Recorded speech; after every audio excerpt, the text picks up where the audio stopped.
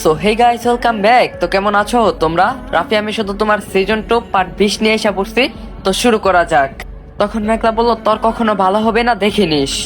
আজ মেঘলার ছুটির দিন। মেঘলার আর তর্স হইছে না কখন বাসায় যাবে আর নিজের মেয়েকে দেখবে। জন্মের পরে রাফি তার মেয়েকে নিয়ে গিয়েছে, একবার কোলে নেওয়ার সুযোগও পায়নি।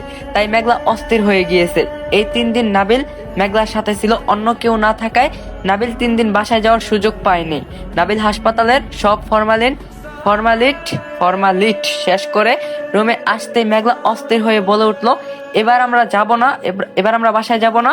নাবিল শান্ত হয়ে উত্তর দিল, চল। মেঘলা বলল, ভাইয়া তুই কিন্তু বাসায় গিয়ে রাফিকে বলবি ও যা করছে ঠিক করছে না। আমার মেয়েকে যেন আমাকে দিয়ে দেয়, আমি ওকে নিয়ে অনেক দূরে কোথাও চলে যাব। তখন নাবিল বলল, তা না হয় বলবো, তবে তুই দূরে কোথাও চলে যাবি এটা রাফি মানবে বলে মনে হয় না। তখন মেঘলা বলল, কেন মানবে না? কেন? ও আমার সাথে কেমন করছে ভুলে গিয়েছিস? এত এত করে বলছিলাম আমার সাথে আসতে, তাও আসলো না। এখন এসেছে দরদ দেখাতে। আমি প্রতিজ্ঞা করছি ওর সাথে আর থাকবো না মানে থাকবোই না। তখন নাবিল বলল, সেজন্যই মনে হয় মেয়েটাকে কাছে পেলি না। তখন মেঘলা বলল, মানে? নাবিল বলল আমি রাফির পক্ষে বলছি না, কিন্তু আমার মনে হয় রাফি তোর প্রতিজ্ঞার জন্য বাবুকে নিয়ে গিয়েছে যাতে তুই ওর কাছে ফিরে যাস। তখন মেঘলা বলল, তাই বলে এইটুকু বাচ্চাটাকে কষ্ট দিবে? তখন নাবিল বলল, কি জানি, রাফির উদ্দেশ্য বোঝা এত সহজ না। আমার যা মনে হলো তাই বললাম। যাই হোক, এসব ছেড়ে চল, যাওয়া যাক। মেঘলা নাবিলের সাথে ফিরে আসলো। বাসায় ঢুকতে নাবিল মেঘলা দুজনেই অবাক হলো। সারা বাড়িতে সাজসজ্জা আর বাসা ভর্তি লোকজন। তখন মেঘলা বলল, এসব কি রে ভাইয়া? তখন নাবিল বলল, বুঝতে পারছি না, দেখ গিয়ে রাফির হয়তো বিয়ে। তখন মেঘলা বলল, হতেই পারে, অস্বাভাবিক কিছু নয়। মেঘলা নাবিল কথা বলছিল, সেই সময় সামিয়া দৌড়ে আসলো সেখানে। সামিয়া বলল, আরে তোমাদের আসতে এত লেট হলো কেন? চলো চলো, রেডি হবে, চলো, অনুষ্ঠান তো এখনই শুরু হয়ে যাবে, বলে মেঘলার হাত ধরে টানতে লাগলো। তখন মেঘলা বলল, কিসের অনুষ্ঠান? এসব কি হচ্ছে এখানে? আর বাসার সবাই বা কোথায়? তখন সামিয়া বলল, সবাই আছে, তুমি চলো তো, রেডি হবে।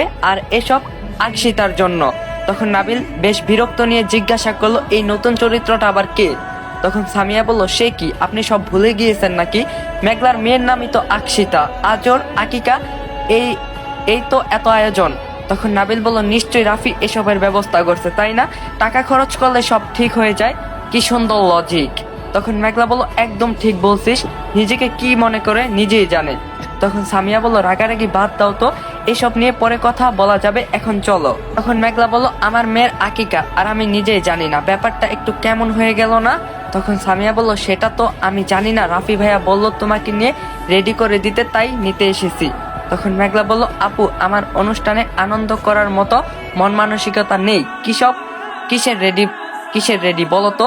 মেয়েটাকে একটাবারের জন্য ছুঁয়েও দেখতে পারিনি। আমি আগে আমার মেয়েকে কোলে নিব, তারপর এখান থেকে চলে যাব। আমার মেয়ে কোথায় সেটা বলো। রাফি ভেবেছেটা কি? টাকা খরচ করলে 7 খুন মাফ। এই 10টা মাস আমার এই 10টা মাস ও আমার আর আমার বাচ্চার সাথে কি করছে আমি কি সব ভুলে গিয়েছি নাকি? তখন নাবিল বলল, এই রাফিটাও না কখন কি করে বুঝি না। এতদিন বলতো বাচ্চা চাই না, আর এখন মেঘলাকে না জানিয়েই নাম পর্যন্ত রেখে ফেলছে, আজব। যাই হোক মেঘলা, এ নিয়ে এখন বাড়াবাড়ি করিস না। বাড়িতে এত লোকজন এসেছে, সবাই কি ভাববে? সবাই যাক, তারপর দেখিস ও আসলে কি চায়। তখন মেঘলা বলল, তাই বলে আমি আমার মেয়ের কাছে যাব না? তখন নাবিল বলল, যাবি না বলছি নাকি? বললাম শৃঙ্খ ক্রিয়েট করিস না। তোর মেয়েরই যখন আকিকা, তখন সে তো আর পালিয়ে যাবে না। অনুষ্ঠানটা শেষ হোক, লোকজন যাক, তারপর রাফির সঙ্গে এ নিয়ে কথা বলিস। এখন শৃঙ্খ ক্রিয়েট করে কি লাভ? 3 দিন সহ্য করতে পেরেছিস, পরিবারের মান সম্মানের দিকে আজকের দিনটাও সহ্য কর। তুই ওর সাথে গিয়ে রেডি হয়ে নে, বাড়াবাড়ি করিস না মেঘলা। রাফি তোর বাড়াবাড়ি মেনে নেবে না, শুধু শুধু তোকে অপমান করবে, কথা শোনাবে। তার চেয়ে চুপ থাকাই ভালো। তখন মেঘলা বলল, আমি তো মানুষ নই, পুতুল। রাফির যখন যেভাবে খেলতে ইচ্ছা করবে সেভাবেই খেলবে, তারপর ছুঁড়ে ফেলে দিবে। তখন নাবিল বলল, মেঘলা কি হচ্ছে, সবাই দেখছে, ভিতরে যা। মেঘলা আর কিছু না বলে ভিতরে চলে গেল। সামিয়া বলল, চলো মেঘলা, আমি তোমাকে সাজিয়ে দেই। তখন মেঘলা বলল, কিছু মনে করো না আপু, তুমি আমার অবস্থাটা বুঝতে পারছো না। আমি এখন আমার বাচ্চাকে না দেখে কিছুই করতে পারবো না, বলে মেঘলা রাফির ঘরে চলে গেল। গিয়ে দেখলো বাবু বিছানায় ঘুমাচ্ছে আর রাফি আয়নার সামনে রেডি হচ্ছে। আয়নায় মেঘলাকে দেখে রাফি মেঘলার দিকে ঘুরে তাকালো। তখন রাফি বলল, এমা, তুই এখানে কি করছিস? তুই না প্রতিজ্ঞা করছিলি আমার কাছে ফিরে আসবি না? তখন মেঘলা বলল, একজন মায়ের কাছে তার মেয়ের চেয়ে গুরুত্বপূর্ণ কিছুই নেই। নারীর টান তুই কি নারীর টান তুই কি বুঝবি বলে মেঘলা গিয়ে বাবুকে কোলে নিয়ে নিল। সাথে সাথে মেয়ে কেঁদে দিল। তখন রাফি বলল, উফ, দিলি তো ঘুমটা ভেঙে, কত কষ্ট করে ঘুম পাড়িয়েছিলাম জানিস। দেখি স্যার স্যার বলে রাফি মেঘলার কোল থেকে বাবুকে নিয়ে নিল। বাচ্চার কান্না থামানোর সে কি চেষ্টা। রাফি আর অল্পক্ষণের মধ্যেই বাবুর কান্না থেমে গেল। রাফির কোল জোরে আছে মেঘলার মেয়ের মুখে হাসি দেখে বোঝার উপায় নেই সে মার কোলে আছে নাকি বাবার কোলে। তখন মেঘলা বলল, বহুত নাটক করছিস, আর না, দে আমার মেয়েকে আমার কোলে দে। তখন রাফি বলল, ও তোর কোলে যাবে না। তখন মেঘলা চেঁচিয়ে বলে উঠলো, আমাকে রাগাস না, এখন তুই বাড়াবাড়ি করলে আমি যে কি করব নিজেই জানি না। তখন রাফি বলল, ওরে বাবারে কি কণ্ঠস্বর, আচ্ছা বাবা দিচ্ছি, তবু এই কোকিল কণ্ঠ শুনিয়ে মেয়েকে ভয় পাইয়ে দিস না। রাফি বাবুকে মেঘলার কোলে দিল, কিন্তু বাবু আবারও কেঁদে দিল। মেঘলা অবাক হয়ে রাফির দিকে তাকিয়ে বলল, আমি তো কিছুই করিনি, তাহলে ও কাঁদছে কেন? তখন রাফি হা করে হাসলো আর বলল, তুই যে একটা অপদার্থ সেটা বুঝাচ্ছে, দে আমার কোলে দে। রাফির কোলে উঠে কান্না থেমে গেল। তখন মেঘলা বলল, এসবের মানে কি? ও আমার কোলে আসতে চায় না, আমি কি বাচ্চা কোলে নিতে পারি না বলেই মেঘলা কেঁদে দিল। তখন রাফি বলল, উফ, কাদার কি হলো? বাচ্চারা অনুকরণ প্রিয় হয়, তাই প্রথম থেকে যার কোলে অভ্যস্ত হয় তার সাথেই থাকতে বেশি পছন্দ করে। সেটা হোক বা মা বা অন্য কেউ, যার কোলে বেশিক্ষণ থাকে তার কাছেই থাকতে চায়। সেক্ষেত্রে ও তো চিনেই না, তাহলে তোর কোলে যাবে কেন?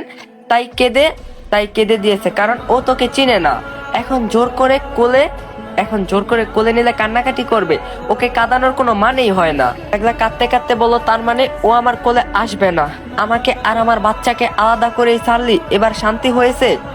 তখন রাফি বলল, দূর বাবা, কান্না বন্ধ কর। আমি কি বলছি বাবু তোর কোলে যাবে না? বললাম বাবুকে তোকে চিনার সময়টুকু দে, তাহলেই তোর কোলে যাবে। আফটার অল রক্তের টান বলে কথা, সেটা কি আর চাইলেই ছিন্ন করা যায়? তখন মেঘলা বলল, তুই ঠিক বলছিস। তখন রাফি বলল, হ্যাঁ রে বাবা, এখন যা তো রেডি হয়ে আয়, গেস্টরা চলে আসছে।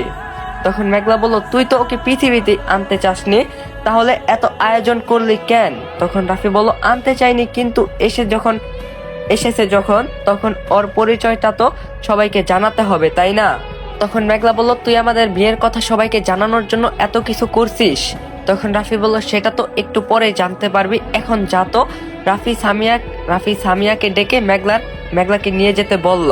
তখন মেঘলা বলল, তার মানে ওর মাথা ঠিক হয়ে গিয়েছে, আর পাগলামি করবে না। যাক, আমার সাথে যতই বলুক, ও বাবুকে নিজের মেয়ে হিসাবে মানে না, কিন্তু সবার সামনে পরিচয় তো দিচ্ছে, এই অনেক। তা না হলে বাবু সমাজে মুখ দেখাতো কি করে? সবাই ওকে কথা শোনাতো। তাই এখন আর কিছু বলা যাবে না, ভালোই অনুষ্ঠানটা শেষ হয়ে যাক। সামিয়া মেঘলার ধ্যান ভাঙাই দিয়া বলল, কি হলো, চলো। তখন মেঘলা বলল, চলো। মেঘলা চলে যাচ্ছে, পিছন থেকে রাফি বলে উঠল, শাড়ি পরিস, তবে প্যাট বের করে নয়, মার্জিত কাপড় পরবি, যেন বাচ্চার মার মতো লাগে, ইডিয়েট মেঘলার মতো যেন না লাগে। মেঘলা পিছন ফিরে মুখ ভেঙচি দিয়ে বলল, তুই ইডিয়েট, তোর 14 গোষ্ঠী ইডিয়েট, আমি ভালো বুঝেছি। রাফি হেসে বলল, জি ম্যাডাম, বুঝেছি। বাচ্চার মা কি কখনো ভুল বলতে পারে? এখন থেকে আপনার 7 খুন মাফ, যান এখন রেডি হয়ে আসুন। মেঘলা বরাবরই রাফির প্রতি দুর্বল। রাফির অল্প কথাই তার মন গলে গিয়েছে। সে খুশি মনে সামিয়ার সাথে চলে গেল। সামিয়া মেঘলার ড্রেস চেঞ্জ করে শাড়ি পরিয়ে সাজাতে শুরু করলো, কিন্তু মেঘলার মন পড়ে আছে তার অন্যদিকে। সে রাফির ঘরের দিকে তাকিয়ে আছে, কিন্তু রাফি নিজের ঘর থেকে বের হওয়ার নামই নিচ্ছে না।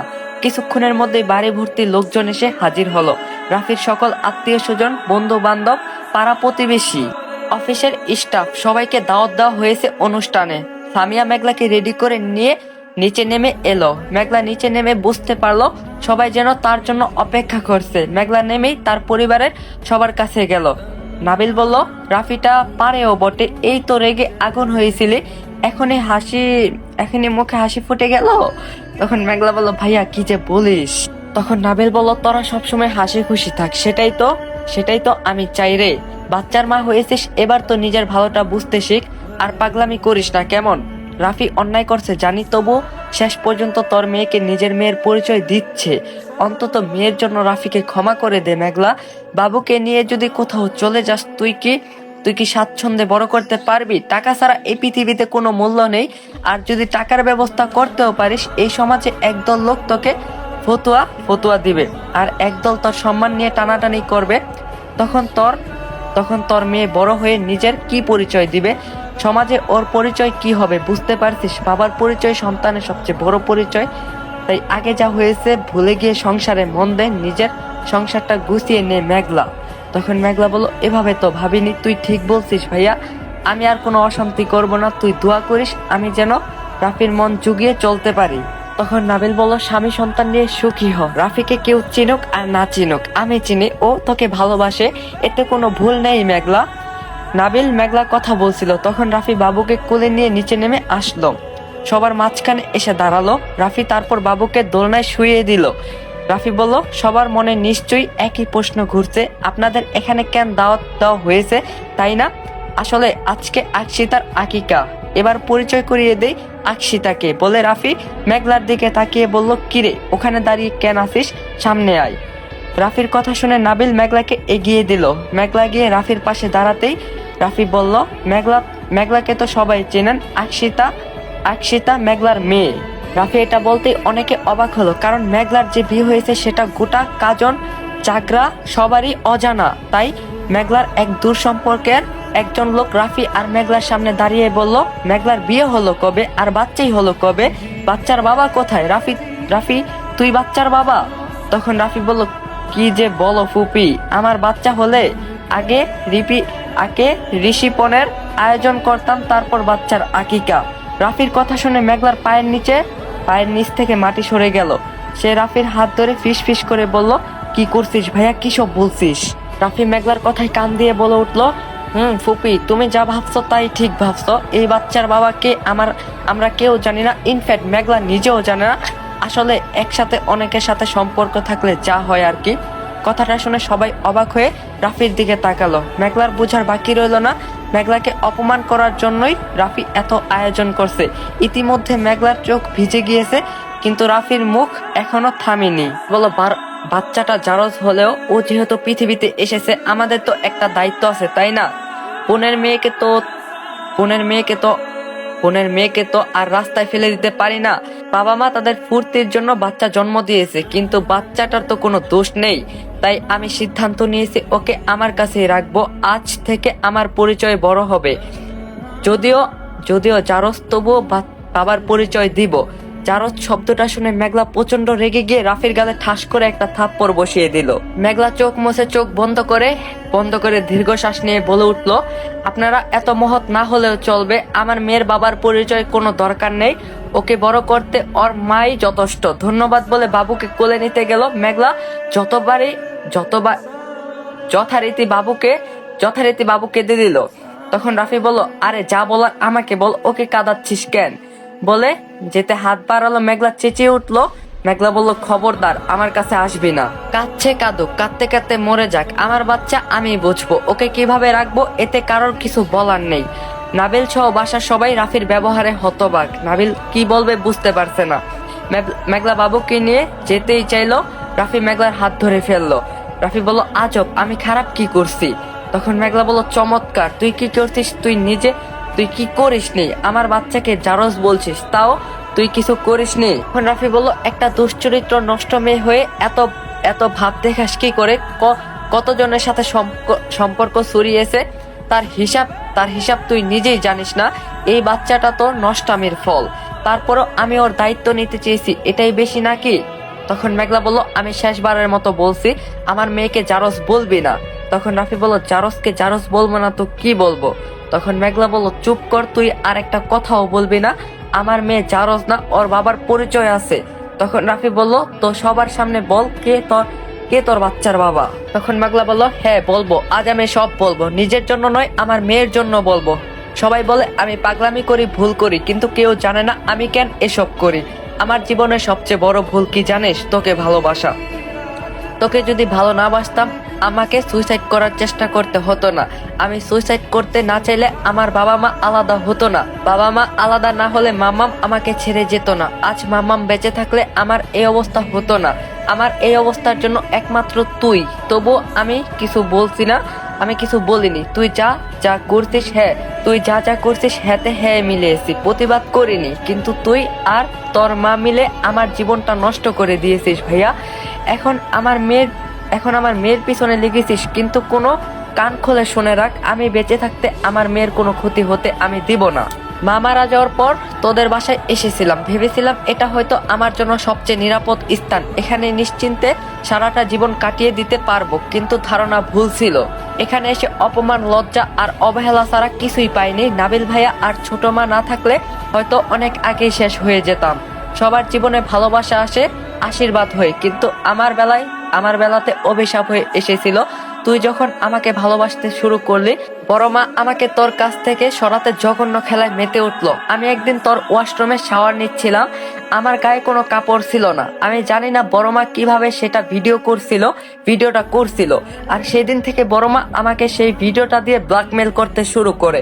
আমাকে বলে আমি যদি তোর জীবন থেকে সরে না যাই, এই ভিডিওটা সোশ্যাল মিডিয়ায় ছড়িয়ে দিবে।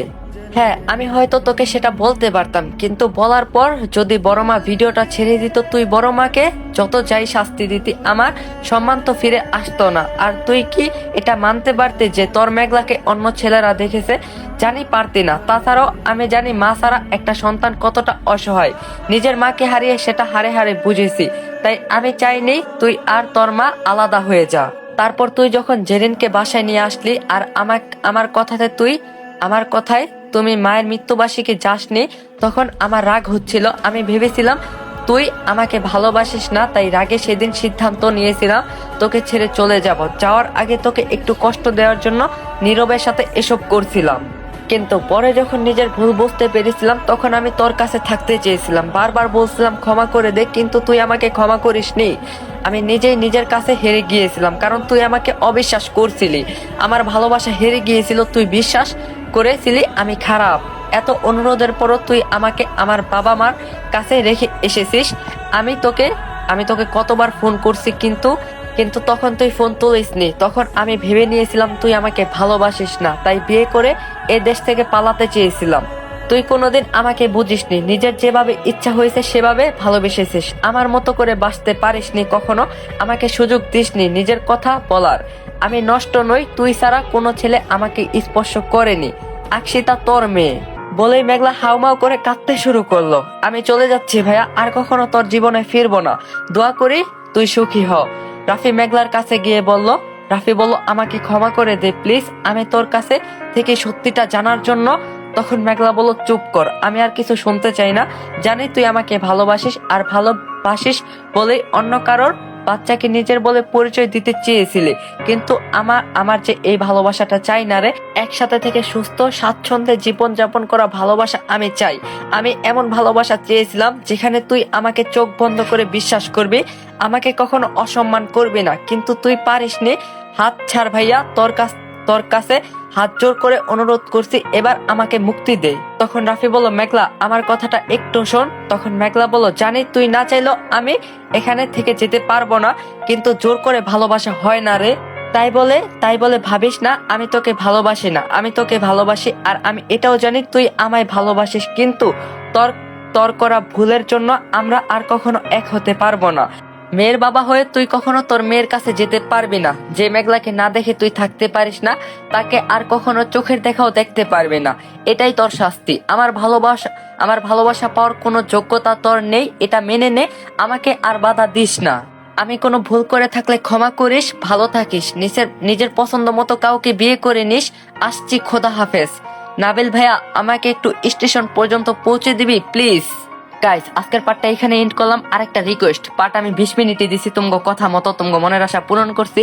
আর এখন আমি টেলিগ্রাম চ্যানেলে লাইভে আছি। তোমরা যারা আমার সাথে কথা কইতে চাইতেছো, তোমরা টেলিগ্রামে জয়েন হও জলদি। পিন কমেন্ট এন্ড ডিসক্রিপশন বক্সে টেলিগ্রাম চ্যানেলের লিংক দেওয়া আছে, তোমরা তাড়াতাড়ি জয়েন হয়ে লাইভে আসো। আজকের পার্টটা এখানে শেষ। Video like target 4K, comment target 1K। তো দেখা হইব কালকে। আল্লাহ হাফেজ।